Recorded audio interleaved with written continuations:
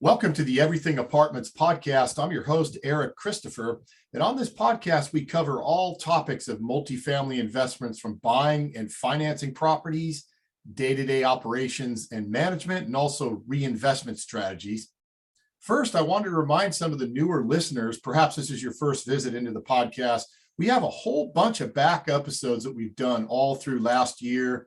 And I encourage you to scroll back in whatever podcast platform you're using and take a listen, as we've got some great guests like we do today and covering a lot of different topics in the industry. Today, we're honored to have with us one of Southern California's biggest advocates for apartment owners, a name and face many of you will already know. Dan Yukelson is the executive director of the Apartment Association of Greater Los Angeles, also known as AAGLA, and they have 10,000 members here locally. Dan's a certified public accountant, and he began his career at Ernst & Young, the giant global accounting firm, and throughout his career served in senior financial roles, principally as chief financial officer for various public, private, and startup companies. Prior to joining AAGLA, Dan served for 15 years as the CFO for Premier Radio Networks, now a subsidiary of iHeartMedia. They had notable personalities like Rush Limbaugh, Sean Hannity, and Jim Rome. I actually remember listening to Jim Rome's show back when it was Premier Radio Network. Also, before joining AAGLA, Dan served as the CFO of Oasis West Realty for some years, the owner of the Beverly Hilton and Waldorf Astoria Beverly Hills, where he was involved with the development and construction of the Waldorf. Dan is a former Public Works Commissioner and Planning Commissioner for the city of Beverly Hills and had served as the chairperson of the Planning Commission. Dan, welcome, and it's tremendous you could be with us today. Hey, thanks for having me on, Eric. Great. So I'm a big fan. I watch a lot of the AAGLA webinars that you do such a great job on. And I was curious, as I looked at your bio, I saw the time that you spent at Oasis West, but when did you get started with rental housing? Did you buy some units and get into it that way, or how did it all start?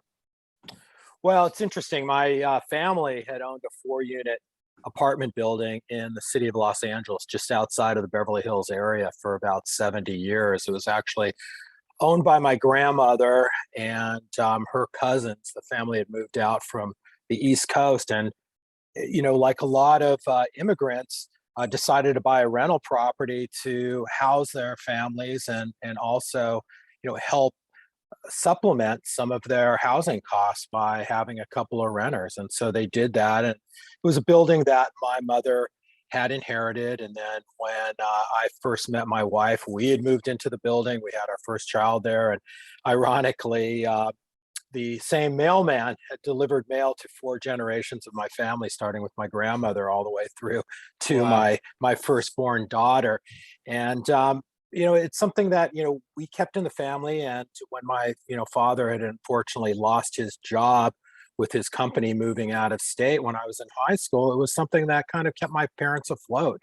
It took my dad a long time to get another job and find income, and my mom had been working part-time as a bookkeeper for a private school. And so the apartment building is really what sustained them and helped me to afford the last couple of years of my college. And when I lost both my parents and I inherited the building with my brother and sister, I had decided that I don't want to let the building go. I want to keep it in the family. And so my wife and I bought out my brother and sister's interests, and we kept the building going for many, many years until we finally decided just to sell it because of the regulatory environment in the city of LA. It just became too much.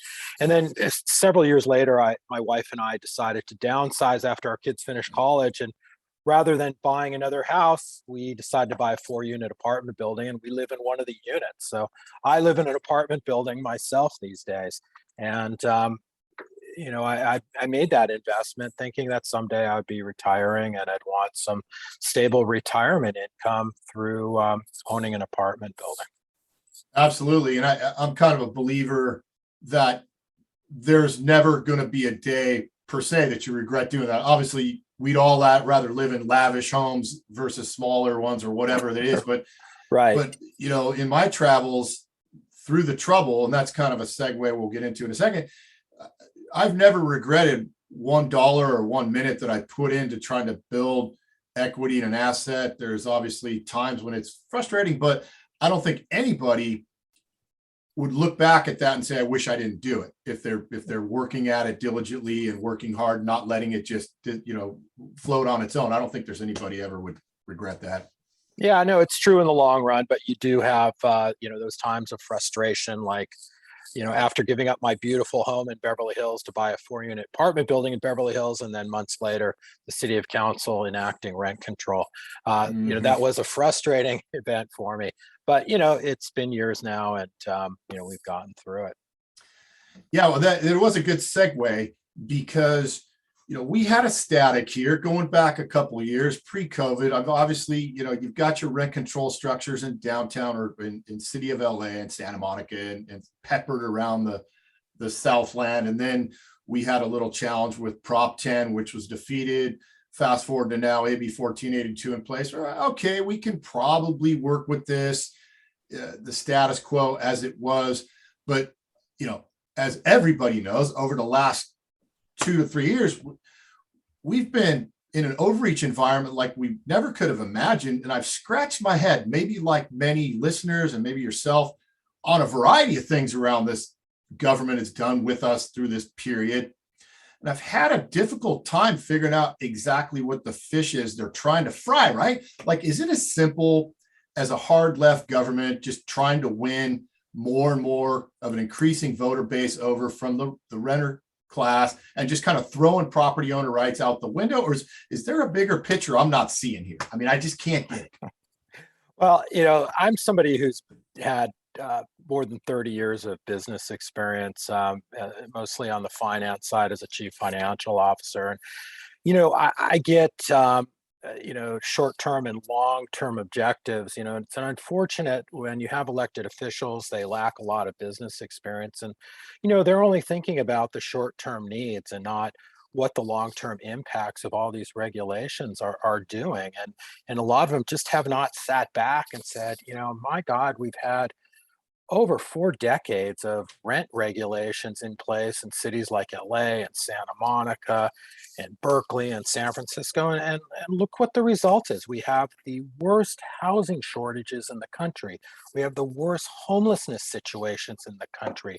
We're in a situation because we have such housing shortages that we can't satisfy all the demands. And when we do have vacant units, the rents are skyrocketing. And it's a very simple equation that you learn in economics 101. And that's the supply and demand issue. And these guys don't get it. And you're absolutely right. What we're seeing is there's a lot more renters than there are rental property owners in a community. And these politicians are just pandering for the votes. And what we see time and time again as we go into city council meetings and county board of supervisor meetings advocating for more realistic and workable measures to try to spur more housing development and increase supply. What we see is we see these tenant rights groups, these tenant unions, time and time again, who don't even live in these communities, organized and bashing property owners as if they're some big overlords of major plots of land, as if we're evil people, as if we should have horns and a tail painted on us, and basically crying foul constantly, espousing all of this conjecture that just isn't true. And these politicians, they see a political wave and they're jumping on their surfboards and they're riding it. And it's all a perception about just staying in office. And they're really not willing to sit down and think like business people. In fact, they don't always engage all the stakeholders at issue here. They're constantly talking to the tenant groups. Counties like Los Angeles are constantly hiring these tenant groups to go in and train renters about how to deal with their rental property owners. And it's been a very, very big challenge. I mean, I'll admit they have a great slogan: the rent's too damn high. And that resonates with a lot of people. And there's really very little sympathy out there for these rental property owners that have sacrificed year after year just in an effort to support their families and hopefully have some stable retirement income one day. Many of these property owners could have easily invested in a 401k plan or stocks and bonds on Wall Street, but they chose to invest in rental housing to put roofs over people's heads. And, they basically are being beaten down because of it. And it's just not fair. No, you hit the nail right on the head. I mean, there's a misconception out there from the tenant base of they look at, collectively us as I always use the term top hat wearing, cigar smoking, JP Morgan caricatures. And, most of that, almost all of it's untrue. I mean, there's a lot of blood, sweat, and tears that we go through to run these things, but they don't know that. But back it up onto the 50,000 square foot view of it, as you said, and I preach this 1,000 times, it's Econ 101, supply and demand. We're underhoused. And then you go try to build something here versus somewhere where they like you to do that in an out-of-state market.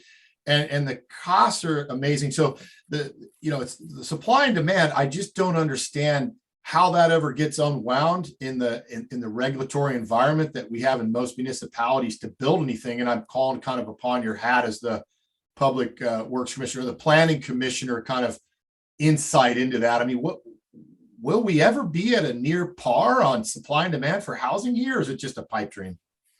One of the interesting studies I read, it's been probably a year or two now, is about Sydney, Australia, and their rents are dropping. Why? Because they are creating a lot more housing units and they're meeting the demand or exceeding demand in Sydney, Australia. And that's what we need. And, government needs to stop using the stick and start using the carrot a little bit more. And there's needs to be some more tax incentives.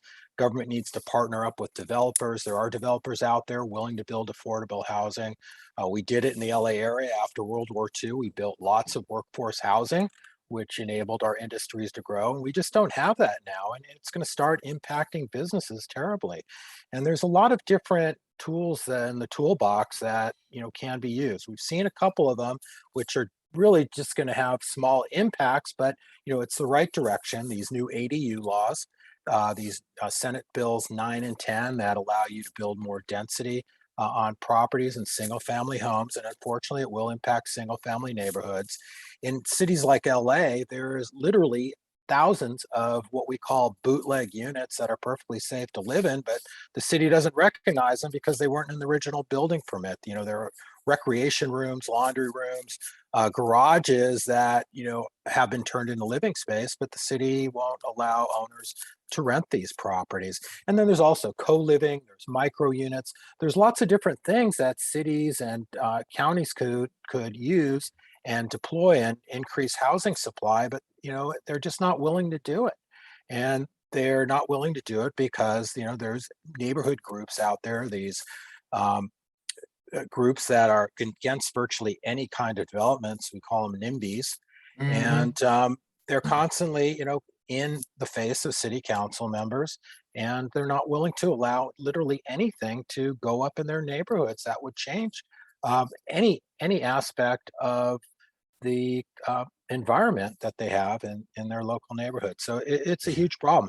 Now, on the other hand, we've seen groups called YIMBYs, yes, in my backyard, who have been very effective at the state level in getting some of these new laws passed, like Senate Bill 9 and some of these new ADU laws. And so, our organization is working very closely with groups like that to try to do anything we possibly can to increase supply, because that's really the only answer. More regulations only turn people off from being in the business. I see a lot of money nowadays, you know, trickling outside of California. One of our biggest webinars we have is a company called TFS Properties. And Mhm. what their game is they're doing 1031 exchanges and getting you better cap rates outside of California in states like Texas and Florida and Oklahoma. It's amazing some of the deals they have going.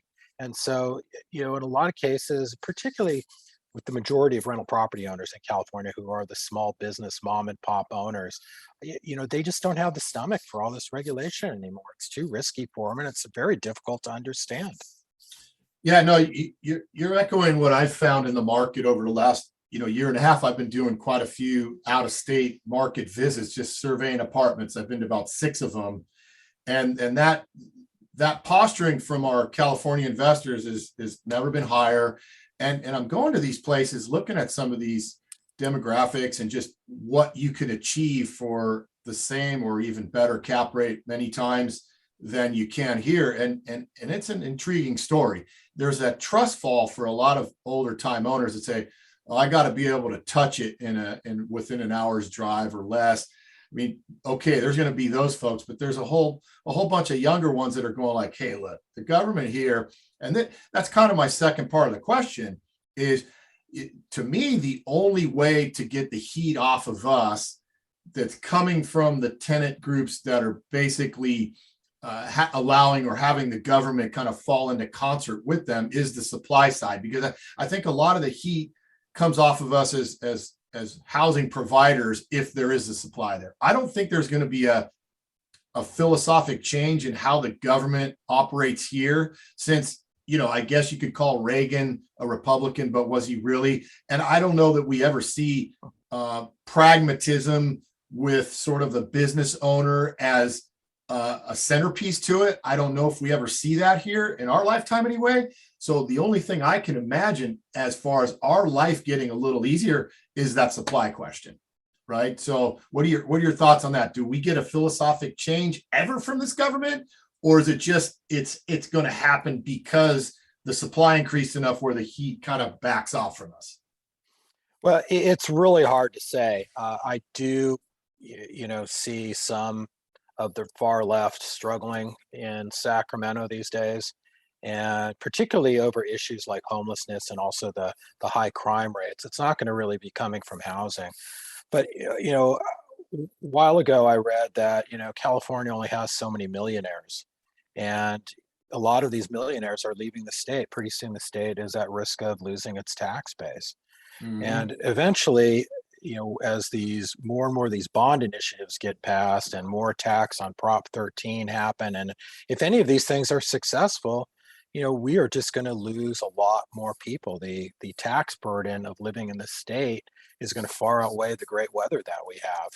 And we're seeing it a lot on the local levels with, cities like Los Angeles that just don't do anything at all to help businesses out.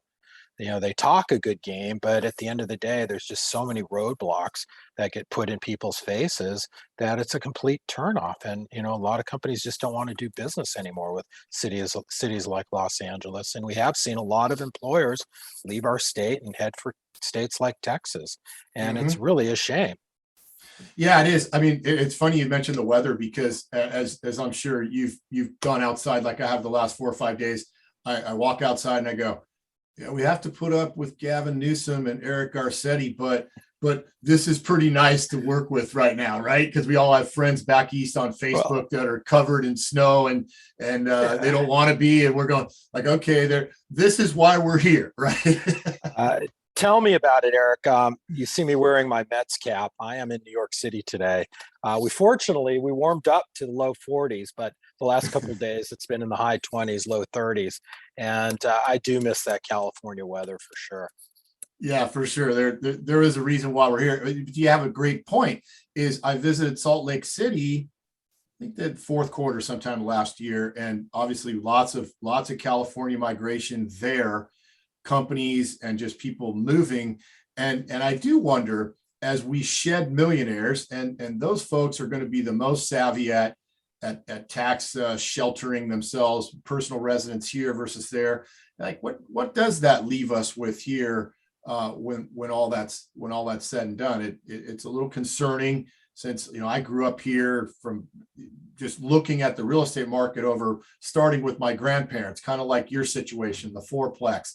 We've always been able to bank on this market eventually continuing an uptrend that many times is parabolic, like these last 7, 8, 9 years have been for apartments. But does that continue forward for our kids and grandkids? That's a bigger topic than we're looking for today. Now, what may apply is, as much as I loathe the term, and I hate this term, the new normal, right? There's a few little catchphrases that I just hate. Oh, you can check all the boxes. I hate that one too. But what do you see as some of like the paradigm shift in our business, the rental housing business, as we get back to some kind of normal, whenever that is, that we need to prepare for? Because I don't know if you feel this way, but I do, is that when the government reaches out, or in this case, overreaches, it's never the little tax that you have to put on the gas so that we can fund the bridge and we're going to take it back off in 6 or 12 months after we pay the bond down or whatever that looks like. It never goes back to where it was. So I'm, without being negative, I'm trying to look at this and say, okay, what do we have to prepare for after this is over, parenthetically over? What kind of things we need to think about as the new normal for our business? Think about that question for a minute. And first, I'll tell you about our firm, WSC Realty Advisors and WSC Property Management. WSC has been helping buyers and sellers and managing properties in Long Beach for over 15 years. If you're tired of managing your units or not just getting the results you want, we can help. WSC never wants to be the biggest firm in Long Beach. Instead, we stay small and more agile to bring the quality you want and need. We can also help you if you're looking to acquire more units here, or perhaps an exchange scenario to do an out-of-state investment like a lot of people are doing at this point. Visit WSC-PM, that's WSC-PM.com. Call, text, or email us. All that information's in the show notes, and mention the Everything Apartments podcast and get your first 2 months of management absolutely free.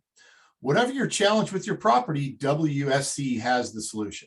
What stays? Do we shed things that are here now that we don't need? Or, I'm a little concerned with that too. Well, having been in the trenches now for 4 years, running an apartment association, which has been my encore career, and I'm very passionate about it because I do own property myself. But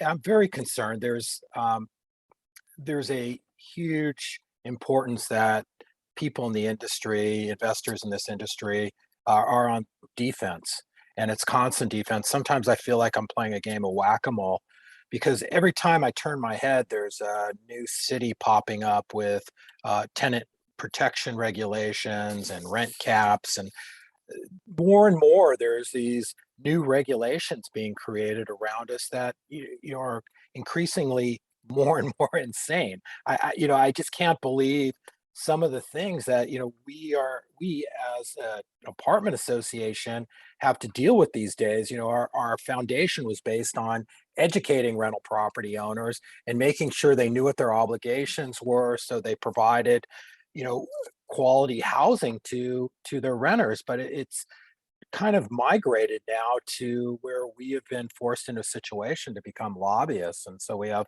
full-time local government affairs team, and we hire lobbyists in Sacramento to represent us there. And some of the things that I see coming out of the heads of elected officials are crazy, like this concept of a TOPA, a Tenant Opportunity to Purchase Act, where we have to give up valuable property rights inherent in our rental property investments to provide a right of first refusal for a tenant or a nonprofit organization to purchase our properties when we want to sell it. And so basically we have to hold our properties off market for 60 days while the tenants in our building or some nonprofit decides whether they want to make an offer or not. Stuff like that's crazy. Imagine, the impact that'll have on the value of the property. And yesterday, I read an article about San Francisco where they're going to allow tenants in buildings 5 or more units to organize like unions. And property owners are now going to have to be union negotiators and engage groups of renters about issues at their properties. And at some point, the Supreme Court needs to step in, and I hope they step in the case that our association's filed against the city of Los Angeles. There's got to be a taking here. We've lost so many property rights, and we're at risk of losing so many more property rights and being overtaxed that, as I said, people at some point are going to think twice about being in this business. And if we lose the majority of rental property owners, and I believe there's about 80% of the rental properties in California today are owned by small mom and pops, not necessarily the number of units, but the number of actual properties themselves. And if we lose those traditional small mom and pop owners, we're going to lose what little affordable housing we actually have in this state because the large owners aren't giving renters a break on their rent. Time and time again, I speak to members who say, "Oh, I haven't given a rent increase in like 10 years. I like the Mhm. tenants. I feel like they're my family." And, that's pretty much the MO of a lot of these rental property owners. Now, some of them have been stuck because people who didn't give rent increases for 3, 4 years before COVID are going to be stuck going 7 years now without being able to give an increase if you're in the city of Los Angeles or county of LA. Just a little more insanity for those people. Yeah, no, city of LA is something it's a big question mark in my head. And I obviously watched the webinar yesterday with the famous Dennis Block and just trying to piece together the labyrinth between city, county, and state. I kind of wonder what the attraction is to Well, investing in the city of LA at this point. I mean, I don't you know that know, I'd be interested with just well, that aspect of it. when I when I hear Dennis going through the different layers of the eviction moratorium and rent increase freeze of the city of LA, and then discussing how LA County comes into play, and then last year, we also had state and federal eviction moratoriums that might come into play. I always think back to my 85-year-old father when he was around and trying to operate a 4-unit building, and there was no way in the world that he would be able to comprehend at that age, all these complicated regulations. And, I know at that age, just, the tenant complaining to him made him get nervous. And I always had to step in. And we have a lot of our members are like that. We have a lot of members who, English is a second language.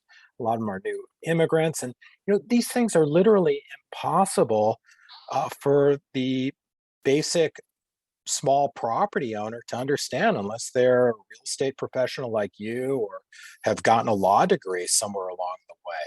And so it's literally for most, it's a very challenging business today, and it's not for the faint of heart. No, it's definitely not. And that's a dovetail into, a plug for you all, because in my observation over the last 15 plus years in doing this from the brokerage management and owning, it's always been with the mom and pop side. It's always been, kind of a little cottage industry where for many decades, mom and pop owners could let it, kind of run itself to a degree, not all the way, but it wasn't a struggle with the government overreach like it is now.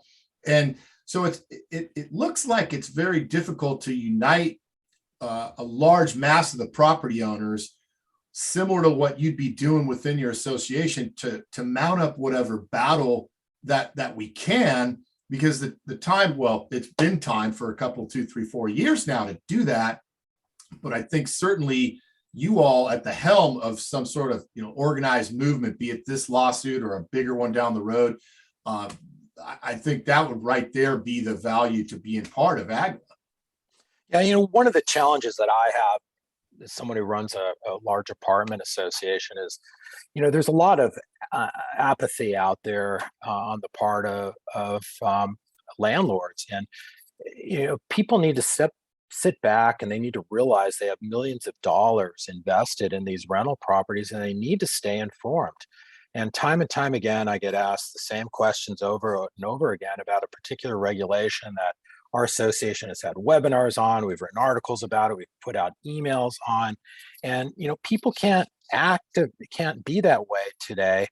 They need to really stay informed, and it's really important that if they're a rental property owner and they're not a member of an apartment association, it doesn't have to be ours, even though we've been around 105 years and we're the largest. Mhm. But they need to join some apartment association, not only for their own education, but also to help support the industry, because we're the only backstop rental property owners have. We're the only ones out there fighting for our property rights and our livelihoods. I don't see anybody else out there. There's no other organizations out there fighting against these overbearing regulations like we are.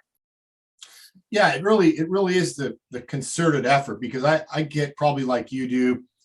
There's a great lobbyist here who's kind of a property owner advocate here in Long Beach, and I'm constantly getting emails like, here's what's going to be on the council agenda this week, and send emails to the council members and the mayor. And after a while, I thought, am I just, quote unquote, pissing in the wind here by writing these emails? I got better things to do. It just doesn't feel like, as one person sitting here doing that it's going to register against the tenant advocacy groups that are sitting there in their face. So yeah, getting back to the concerted effort, the organized effort that you all put on, becomes more valuable now than ever. And I certainly wish you luck in this lawsuit with the city of LA. I don't know how much you could, as we close up here, kind of tell us about what the premise is around that. Obviously, if it's kind of a confidential or No. It's all public. It's out there. We've opened our kimono on it. Obviously, anything you file in a court of law is public, and we put out press releases on it. But we went in for an emergency restraining order against the city of LA over their eviction moratorium and rent freeze from the very beginning. And we've battled through district court, federal district court, and then got through the Ninth Circuit, and we were denied each time. And we put our petition up in front of the U.S. Supreme Court. And typically when that happens, you kind of wait around and you never hear back from them, because the Supreme Court barely takes any cases. It's rare to get something in front of them. And so because of that, the city of LA didn't bother responding to our complaint, because, they probably figured they didn't need to. But we heard about a month ago, the Supreme Court compelled the city of LA to answer our complaint. So somebody at the U.S. Supreme Court is definitely looking at our case. And what we basically have claimed is that the eviction moratorium and rent freeze constitutes a taking, and it's also in violation of the contracts clause under the U.S. Constitution, where government has merely come in and gotten in the way of our lease contracts we have in place with our tenants. We can't increase rent, we can't charge late fees, we can't charge interest, we can't do a lot of things. We can't prevent unauthorized pets or unauthorized individuals moving into our units.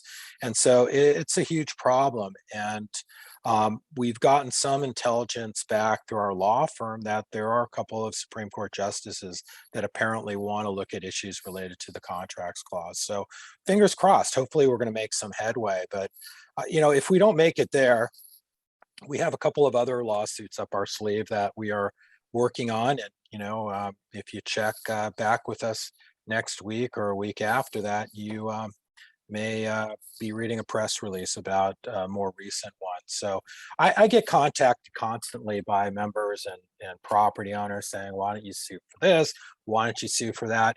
At the end of the day, we are a nonprofit organization. We have a limited budget, and we really need people who are willing to contribute to the cost of our litigation. We spend hundreds of thousands of dollars every year litigating on behalf of rental property owners in Southern California. So, for people who really think that, there's something we need to sue about, I can assure you, number one, we're looking at it, but number two, we really need the financial support. And, when we do get in a lawsuit, we're willing to go to the distance. And that's why we're pressing our current case against the city of LA all the way up to the Supreme Court. So I don't know if you mind, Eric, but if I could just mention our URL, it's aagla.org/legal fund.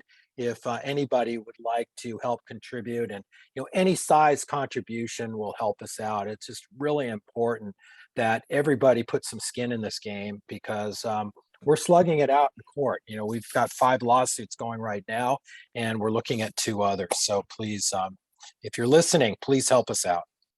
That's excellent. And that information will also be in the show notes for this episode. Been parts of other apartment associations. They're not doing the heavy lifting like AAGLA is. We need to be united. We need to be having a concerted effort. And I certainly wish you all luck on the city of LA case.